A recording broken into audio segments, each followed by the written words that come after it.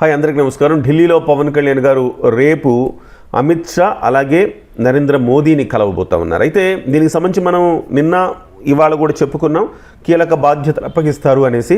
దానికి సంబంధించి ఒక స్పష్టత అయితే వచ్చింది. ఒక అప్డేట్ ఏంటంటే రాబోయే రోజుల్లో మహారాష్ట్ర ఎన్నికలు ఏ రకంగా అయితే సక్సెస్ చేశారో ఎన్డీఏ కూటమి, అలాగే రాబోయే ఎన్నికలను కూడా సక్సెస్ చేయాలి అనేది. రాబోయే మిషన్ ఏంటంటే పవన్ కళ్యాణ్ గారికి అప్పగిస్తున్న మిషన్ ఏంటంటే ఢిల్లీ అలాగే బీహార్, ఈ రెండు రాష్ట్రాల్లో పవన్ కళ్యాణ్ గారు ముఖ్యంగా ప్రచారం చేయవలసి ఉంటుంది. వీటికి సంబంధించిన బాధ్యతలు అప్పగించబోతున్నారు. ముఖ్యంగా ఢిల్లీలో 1993 నుంచి చూస్తే కనుక కేవలం 5 సార్లు మాత్రమే బీజేపీ అధికారులు, 5 సంవత్సరాలు అంటే ఒక్క పర్యాయం మాత్రమే బీజేపీ అధికారంలో ఉంది. అప్పుడు కూడా సుష్మా స్వరాజ్తో పాటు మరొక 2 ముఖ్యమంత్రులుగా మొత్తం 3 ముఖ్యమంత్రులు మారారు అప్పుడు. అయితే ఆ తర్వాత 1998 నుంచి వరుసగా కాంగ్రెస్ పార్టీని కైవసం చేసుకుంటూ వస్తుంది. 2013కు వచ్చేసరికి అరవింద్ కేజ్రీవాల్ ఎంట్రీ ఇచ్చారు. 2013లో అరవింద్ కేజ్రీవాల్ ఎంట్రీ ఇచ్చి బీజేపీ 32, ఆప్ 28, కాంగ్రెస్ పార్టీ 8. ఈ రకంగా అయితే ఇక్కడ కాంగ్రెస్ పార్టీ ఆప్ కలిసి అధికారాన్ని పంచుకున్నారు. కానీ 2 ఏళ్లకే ప్రభుత్వం కూలిపోయిన తర్వాత మళ్ళీ 2015 ఎన్నికలు వస్తే అప్పుడు కూడా ఆపే వచ్చింది. 67 స్థానాలు ఆప్ వస్తే బీజేపీ 3 స్థానాలతో సరిపెట్టుకోవాల్సి వచ్చింది. కాంగ్రెస్ పార్టీ పూర్తిగా వాషౌట్ అయిపోయింది. మళ్ళీ 2020లో చూస్తే సేమ్ రిజల్ట్, 62 స్థానాలు ఆప్కి వచ్చినాయి, 8 స్థానాలు మాత్రమే బీజేపీకి రావటం జరిగింది 2020లో కూడా. సో ఓవరాల్గా తీసుకుంటే కనుక అక్కడ పాగా వేయటం అనేది కొంచెం ఇబ్బందికరంగా మారింది. 3 సార్లు అరవింద్ కేజ్రీవాల్ ఇటీవల కాలంలో సీఎంగా మారారు. ముఖ్యంగా అరవింద్ కేజ్రీవాల్ సీఎం అవడానికి ఒక ప్రధానమైన రీజన్ ఏంటంటే అక్కడ ఢిల్లీలో మధ్యతరగతి వాళ్ళు, ఉద్యోగస్తులు ఎక్కువ. కాబట్టి అక్కడ అరవింద్ కేజ్రీవాల్ని వాళ్ళు ముఖ్యమంత్రిగా తీసుకోవటానికి చాలా ఉత్సాహం చూపారని చెప్పాలి.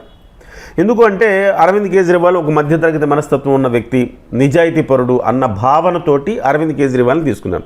చదువుకున్న వాళ్ళు కాస్త వైజ్గా ఓటేస్తారు కదా, కానీ అలాంటి నాయకుడు బీజేపీకి అక్కడ లేడు. సో ఇప్పుడు దేశంలో అత్యంత ప్రజాదరణతో పాటుగా అత్యంత నిజాయితీ కలిగిన నాయకుడు ఎవరంటే పవన్ కళ్యాణ్ పేరు వస్తోంది. ఇప్పుడు ఆప్ కంటే కూడా, అరవింద్ కేజ్రీవాల్ కంటే కూడా పవన్ కళ్యాణ్కి నీతి నిజాయితీ విషయంలో సర్టిఫికేట్ ఇవ్వచ్చు. అరవింద్ కేజ్రీవాల్ మొన్న మద్యం కుంభకోణంలో చిక్కుకున్న తర్వాత కొంత వీక్ అయింది ఆప్ పార్టీ అని చెప్పాలి. ఇప్పుడు కరెక్ట్గా అవకాశం ఉంది. ఈ అవకాశంలో కరెక్ట్ సరైన లీడర్, సరైనోడు వస్తే ఖచ్చితంగా ఢిల్లీని వశపరుచుకోవచ్చు అని బీజేపీ భావిస్తోంది. అందులో భాగంగా అక్కడ ముఖ్యమంత్రి ఎవరైనా అవ్వచ్చు, కానీ పవన్ కళ్యాణ్ అనే వ్యక్తిని అక్కడ ట్రంప్ కార్డుగా వాడదామనేసి బీజేపీ భావిస్తోందట. అలాగే 2025లో మరొక రాష్ట్రానికి ఎన్నికలు రాబోతున్నాయి, అది బీహార్లో కూడా గత కొంతకాలంగా బీజేపీ అయితే అధికారం పంచుకుంటుంది, కానీ బీజేపీ ముఖ్యమంత్రి సొంతంగా అధికారంలో అయితే బీజేపీ లేదు. ఇవాళ కూడా 2020లో బీజేపీ 74 స్థానాలు వచ్చాయి, జేడీయూ 45 స్థానాలు. అయినప్పటికీ కూడాను జేడీయూ నుంచే ముఖ్యమంత్రి అభ్యర్థి నితీష్ కుమార్ ఉన్నాడు. అంతకుముందు 2015లో జేడీయూకి 71 వచ్చినాయి, బీజేపీకి 53 వచ్చినాయి, అప్పుడు నితీష్ కుమారే. సో నితీష్ కుమార్ కొంచెం కాస్త లిటిగేషన్ వ్యవహారాలు ఎక్కువ ఆయనకి. ఆయన ఎప్పుడు బీజేపీతో కలిసి ఉంటాడు, ఇప్పుడు వెళ్ళిపోతాడో తెలియదు.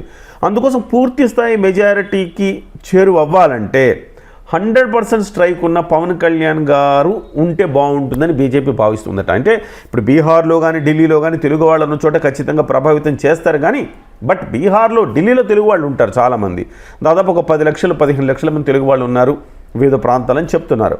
కానీ బీహార్లో మాత్రం తెలుగు వాళ్ళ సంఖ్య తక్కువని చెప్పాలి. అయినప్పటికీ పవన్ కళ్యాణ్ గారు కొంత ఈ మధ్య వచ్చిన ఇమేజ్ కారణంగా ఏదో ఒక రకంగా కొంత ప్లస్ అవ్వచ్చు అనేసి బీజేపీ భావిస్తోంది. అందువల్ల ఆ 2 రాష్ట్రాల బాధ్యతలు ఫస్ట్ మిషన్గా అప్పగిస్తూ ఉన్నారు. ఆ తర్వాత వచ్చేది ఏంటంటే తమిళనాడు ఎన్నిక. తమిళనాడులో కూడా ఖచ్చితంగా తమిళనాడులో పవన్ కళ్యాణ్ ప్రభ అయితే డెఫినెట్గా వెలుగుతుందనటం ఎలాంటి సందేహం లేదు. ఓవరాల్గా చూస్తే కనుక పవన్ కళ్యాణ్ నెక్స్ట్ మిషను ఢిల్లీ ఎన్నికలు, మెయిన్గా ఢిల్లీ ఫోకస్. ఆ తర్వాత బీహార్, అవసరం ఉంటే అవకాశం ఉంటే బీహారు. ఢిల్లీ మాత్రం ఖచ్చితంగా పవన్ కళ్యాణ్ గారు కీలకంగా మారే అవకాశం అయితే స్పష్టంగా కనపడుతోంది. తద్వారా ఢిల్లీని చాలా రోజులుగా కలలుగంటున్న ఢిల్లీ పీఠాన్ని బీజేపీ దక్కించుకోవాలని అనుకుంటోంది. దానికి పవన్ కళ్యాణ్ ట్రంప్ కార్డుగా వాడుతోంది. ఒక రకంగా చెప్పాలంటే అమిత్ షాకి, మోదీకి ఒక బ్రహ్మాస్త్రంలాగా పవన్ కళ్యాణ్ దొరికాడా అని కూడా మనం చెప్పుకోవచ్చు. చూద్దాం మరి ఈ ప్రతిపాదనతో పాటు ఇంకేదైనా ప్రతిపాదన, అంటే ఫుల్ పవర్స్ ఇవ్వాలి. ఈ రాష్ట్రాలంతా తిరగాలంటే పవన్ కళ్యాణ్కి ఒక పవర్ ఉండాలి.